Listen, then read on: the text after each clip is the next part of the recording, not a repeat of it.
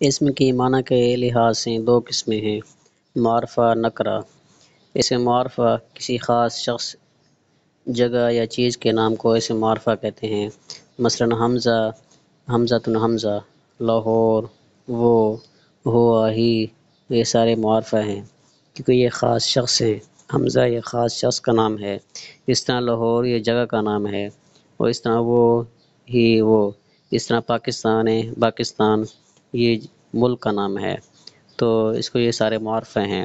اور نکرہ کسی عام شخص یا جگہ کو نکرہ کہتے ہیں۔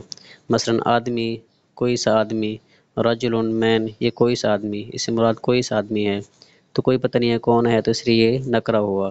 اس طرح بلی ہے، قطۃ، کیٹ، تو یہ بھی نکرہ ہے۔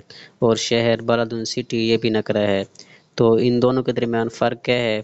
فرق یہ ہے کہ اس میں نکرہ جو ہے اس کی جمع بنائی جا سکتی ہے، کیونکہ جب یہ عام شخص ہوگا تو عام میں بہت سارے لوگ شامل ہو سکتے ہیں، لیکن معرفہ ہے، معرفہ کی جمع نہیں بنائی جا سکتی۔ جیسے حمزہ ہے، اب حمزہ کی جمع نہیں بنائی جا سکتی کیونکہ حمزہ ایک ہی ہے، جو معرفہ ہوتا ہے وہ اکیلا ایک ہی ہوتا ہے، کیونکہ وہ خاص ہوتا ہے، جو خاص ہوگا وہ اکیلا ہوگا۔